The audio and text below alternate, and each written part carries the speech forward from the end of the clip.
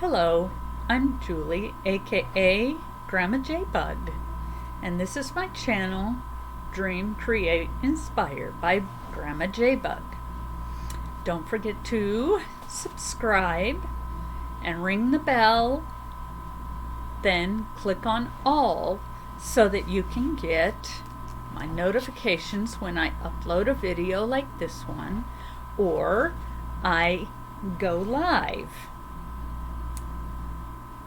So, I'm here to read to you Indian in the Cupboard. We are now on Chapter 7. Chapter 7 is Uninvited Brothers. Omri was not supposed to ride his bicycle in the road, but then he wasn't supposed to ride it on the pavement either. Not fast at any rate. So he compromised.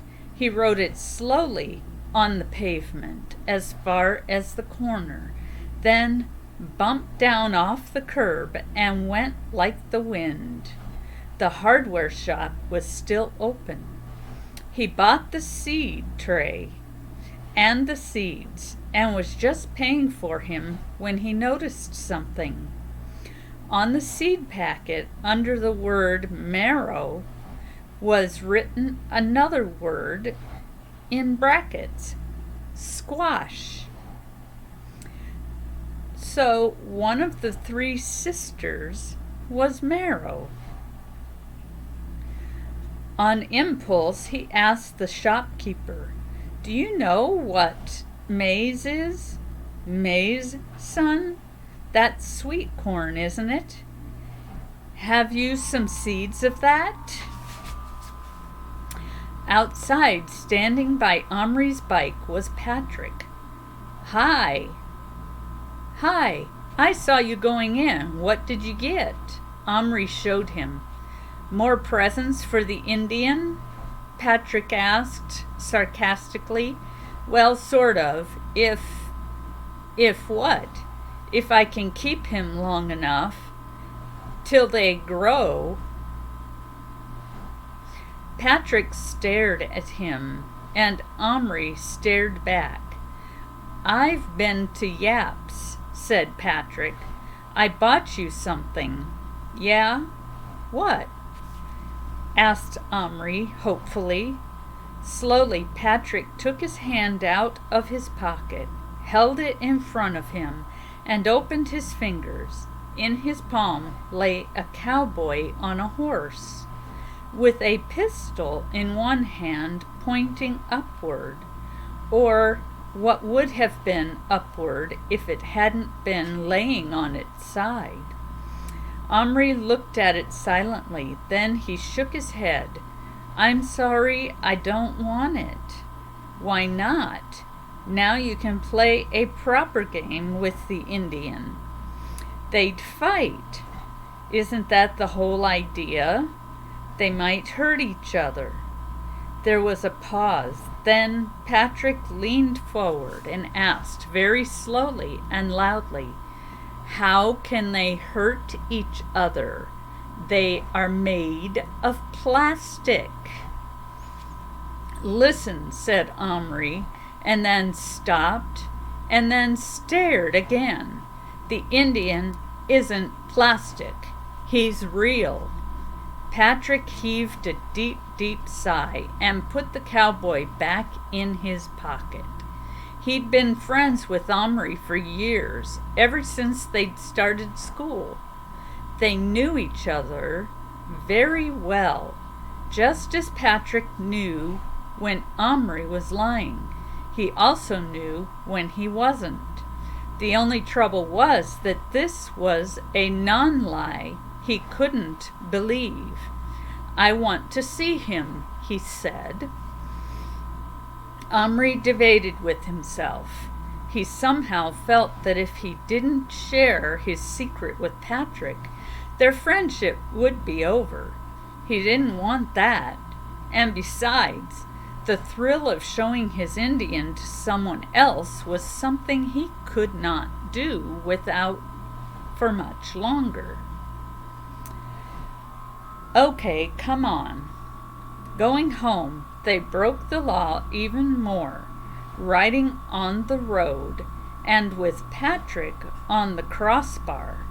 They went around the back way, by the alley, in case anyone happened to be looking out of a window. Omri said, "He wants a fire. I suppose he can't make one indoors." "You could on a tin plate, like for indoor fireworks," said Patrick. Omri looked at him. "Let's collect some twigs." Patrick picked up a twig about a foot long. Omri laughed. "That's no good. They've got to be tiny twigs, like this." He picked up some slivers off the privet hedge. "Does he want the fire to cook on?" asked Patrick slowly. "Yes." "Then that's no use. A fire made of those would burn out in a couple of seconds." Omri hadn't thought of that. "What you need," said Patrick, "is a little ball of tar that burns for ages, and you should put the twigs on top to look like a real campfire." "That's a brilliant idea. I know where we've been tarring a road too," said Patrick. "Come on, let's go." "No." "Why not?" "I don't believe in him yet. I want to see." "All right, but first I have to give this stuff to my dad." There was a further delay when his father at first insisted on Omri filling the seed tray with compost and planting the seeds in it then and there. But when Omri gave him the corn seed as a present, he said, "Well, thanks." "Oh, all right. I can see you're bursting to get away. You can do the planting tomorrow before school." Omri and Patrick rushed upstairs. At the top, Omri stopped cold. His bedroom door, which he always shut automatically, was wide open. Just inside, crouching side by side with their backs to him, were his brothers. They were so absolutely still that Omri knew they were watching something. He couldn't bear it. They had come into his room without permission, and they had seen his Indian. Now they would tell everybody. His secret, his precious secret, is his alone, to keep or share, was a secret no more. Something broke inside him, and he heard himself scream, "Get out of my bedroom! Get out of my room!" Both boys spun around. "Shut up, you'll frighten him," said Adiel. At once, Gillian came in to look for his rat, and we found it. And then he saw this absolutely fabulous little house you've made, and he called me in to look at it. Omri looked at the floor. The seed tray with the long house, now nearly finished, had been moved into the center of the room. It was that they had been looking at. A quick glance all around showed no sign of Indian or horse, but Gillian's tame white rat was on his shoulder. "I can't get over it," Adiel went on. "How on earth did you do it, without using any glue or anything? It's all done with tiny little threads and pegs. And look, Gillian, it's all made of real twigs and bark. It's absolutely terrific, he said.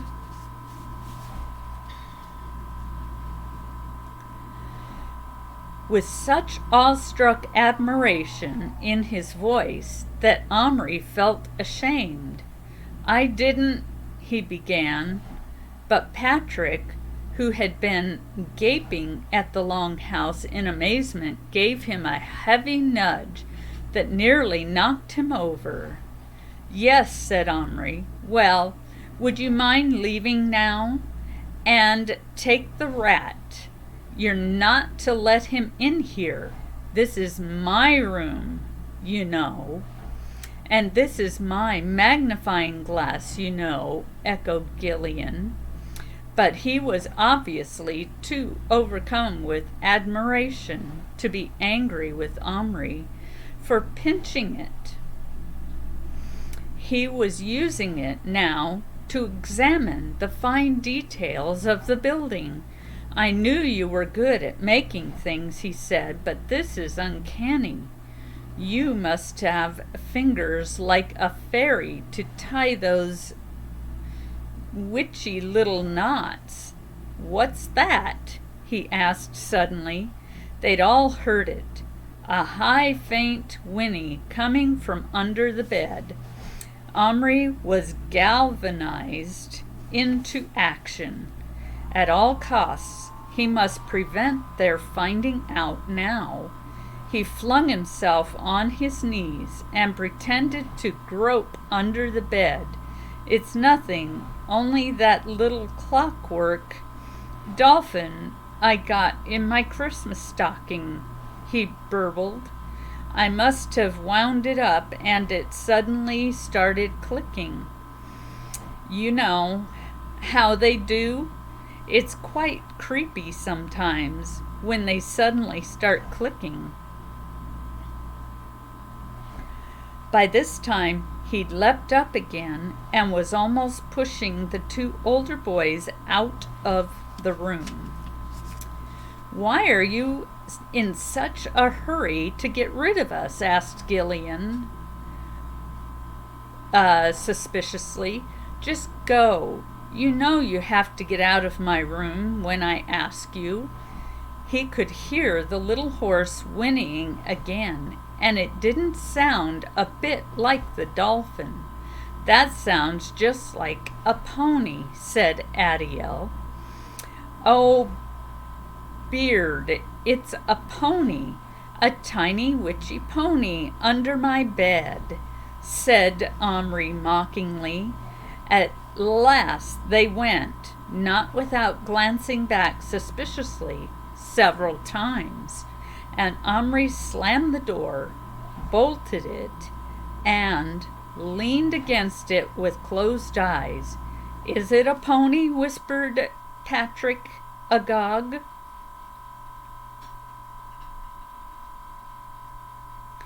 Omri nodded.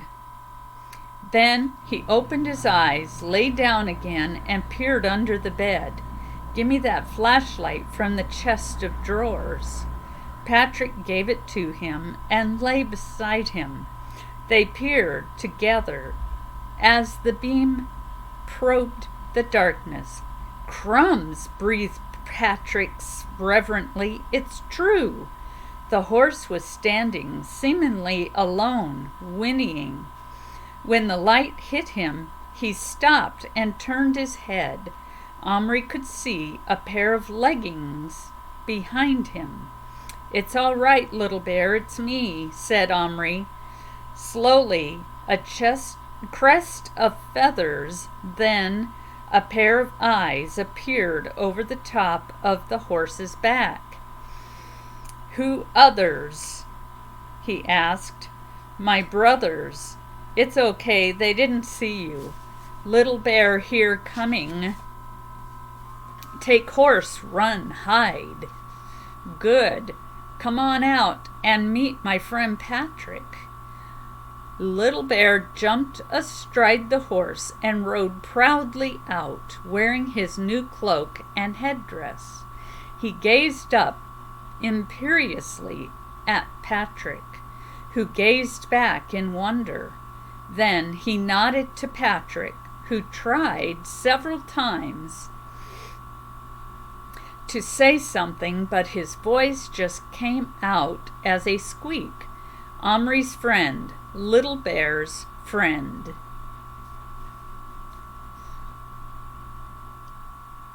Said Little Bear magnanimously.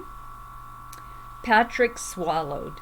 His eyes seemed in danger of popping right out of his head. Little Bear waited politely, but when Patrick didn't speak, he rode over to the seed tray. The brothers had brought it out from behind the crate. They'd been careful, but the ramp had got moved. Omri hurried to put it back, and Little Bear rode the horse up it, dismounted, and tied it by his halter to the post he had driven into the compost. Then he went calmly on with his work on his longhouse. Patrick licked his lips, swallowed twice more, and croaked out, "He's real. He's a real live Indian. I told you. How did it happen? Don't ask me. Something to do with this cupboard, or maybe it's the key. It's very old.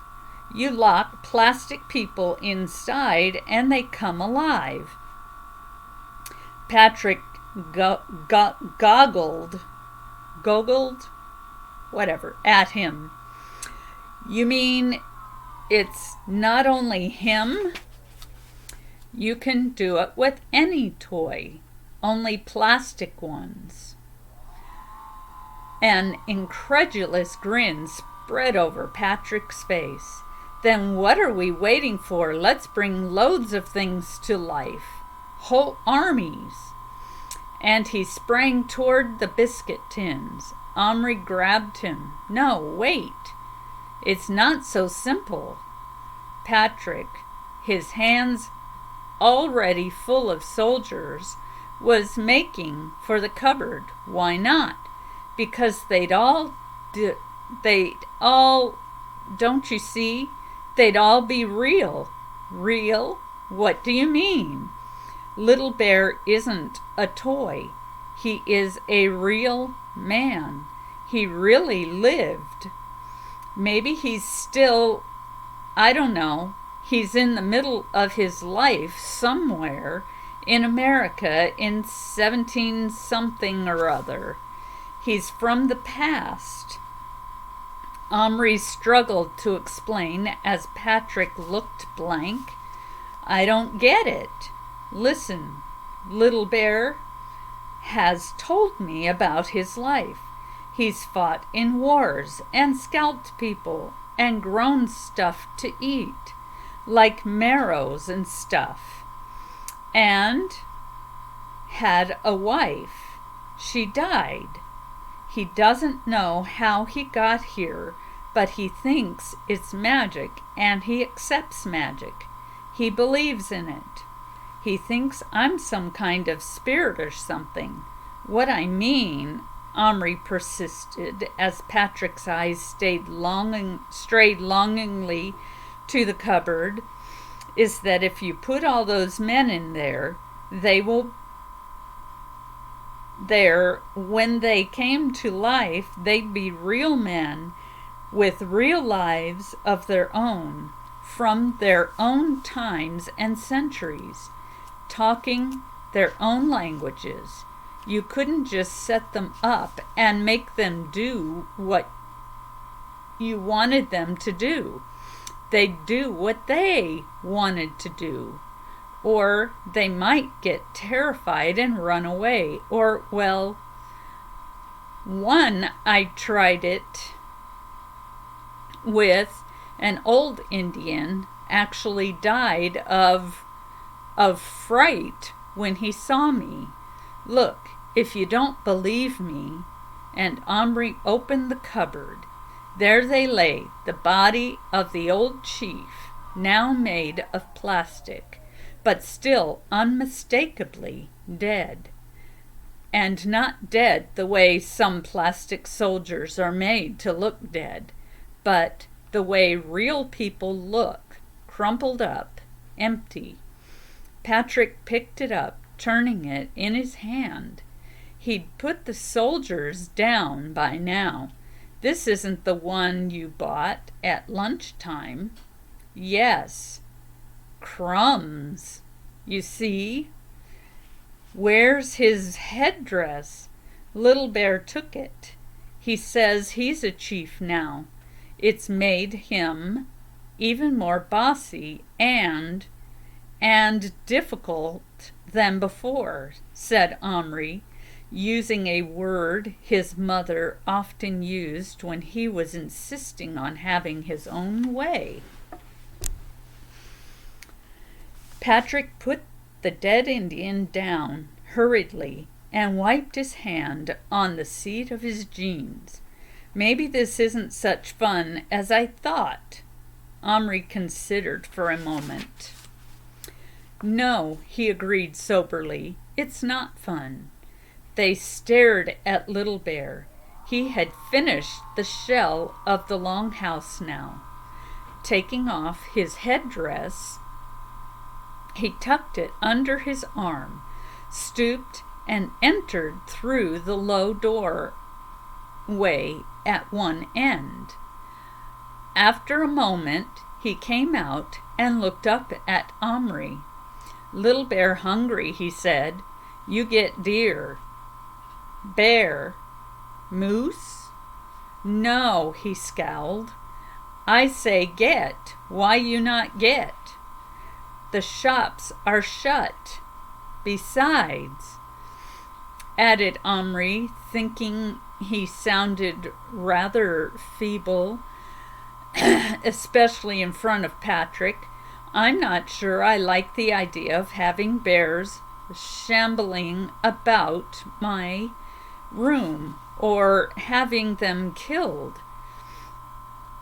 I'll give you meat and a fire and you can cook it, and that'll have to do. Little Bear looked baffled for a moment. Then he swiftly put on the headdress and drew himself to his full height of almost 3 inches. 3 1/4 with the feathers. He folded his arms and glared at Omri. Little Bear chief now.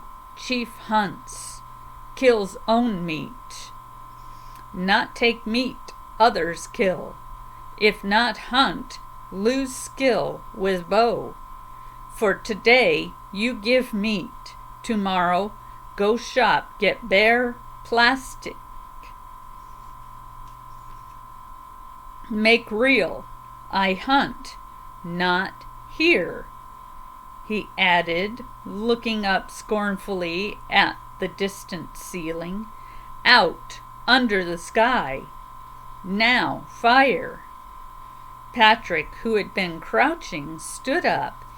He too seemed to be under Little Bear's spell. I'll run and get the tar, he said. No, wait a minute, said Omri. I've got another idea. He ran downstairs. Fortunately, the living room was empty. In the coal scuttle, beside the open fireplace, was a packet of firelighters. He broke a fairly large bit off one and wrapped it in a scrap of newspaper. Then he went to the kitchen. His mother was standing at the sink peeling apples. Omri hesitated, then went to the refrigerator. Don't eat now, Omri, it's nearly supper time. Just a tiny bit, he said. There was a lovely chunk of raw meat on a plate. Omri sniffed his fingers, wiped them hard on his sweater to get the stink of the firelighter off them. Then he took a big carving knife from the drawer. With an anxious glance at his mother's back, began sawing a corner off the meat. Luckily, it was steak and cut easily. Even so, he nearly had the whole plate off the shelf onto the floor before he'd got his corner off. His mother swung around just as he closed the refrigerator door. "A tiny bit of what?" she asked. She often reacted late to things he said. "Nothing," he said, hiding the raw bit of meat in his hand. "Mom, could I borrow a tin plate?" "I haven't got such a thing." "Yes, you have. The one you bought. Adiel to go camping." "That's in Adiel's room somewhere. I haven't got it." "A tiny bit of what?" But Omri was already on his way upstairs. Adiel was in his room. He would be, doing his homework. "What do you want?" he asked. The second Omri crept in. "That plate, you know, for your camping one." "Oh, that?"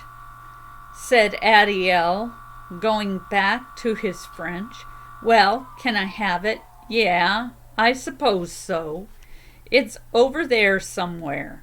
Omri found it, eventually, in an old knapsack covered with disgusting bits of baked beans, dry and hard as cement. He hurried across to his own room. Whenever he'd been away from it for even a few minutes, he felt his heart beating in panic as he opened the door for fear of what he might find or not find. The burden of constant worry was beginning to wear him out, but all was as he had left it this time. Patrick was crouching near the seed tray. Little Bear was directing him to take the tops off several of the jars of poster paint, while he himself fashioned something almost too small to see. "It's a paintbrush," whispered Patrick. He cut a bit off his own hair, and he's tying it to a tiny scrap of wood he found about the size of a big splinter. "Pour a bit of paint into the lid so he can reach to dip," said Omri. Meanwhile, he was scraping, the dry beans off the plate with his nails. He took the fragment of firelighter and the twigs out of his pocket and arranged them in the center of the plate. He washed the bit of meat in his bedside water glass. He'd had a wonderful idea for a spit to cook it on, from a flat box in which his first erector set had once been, neatly laid out, but which was now in chaos. He took a rod, ready bent into a handle shape, and pushed this through the meat. Then, from small bits of the set, he quickly made a sort of stand for it to rest on, with legs each side of the fire, so that the meat hung over the middle of it. "Let's light it now," said Patrick, who was getting very excited again. "Little Bear, come and see your fire." Little Bear looked up from his paints and then ran down the ramp across the carpet and vaulted onto the edge of the plate. Omri struck the match and lit the firelighter, which flared up at once with a bluish flame, engulfing the twigs and the meat at once. The twigs gave off a gratifying crackle while they lasted, but the firelighter gave off a very ungratifying stench, which made Little Bear wrinkle up his nose. "Stink," he cried. "Spoil meat." "No, it won't," Omri said.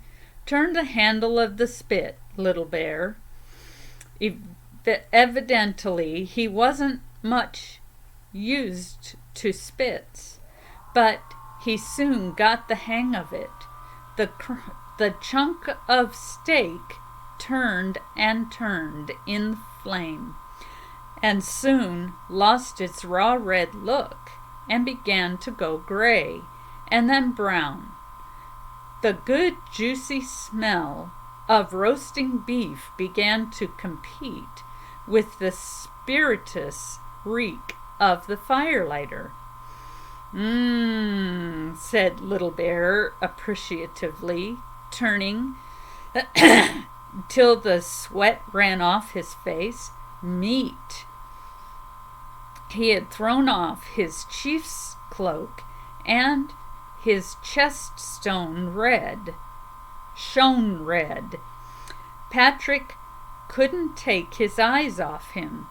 "Please, Omri," he whispered, "couldn't I have one?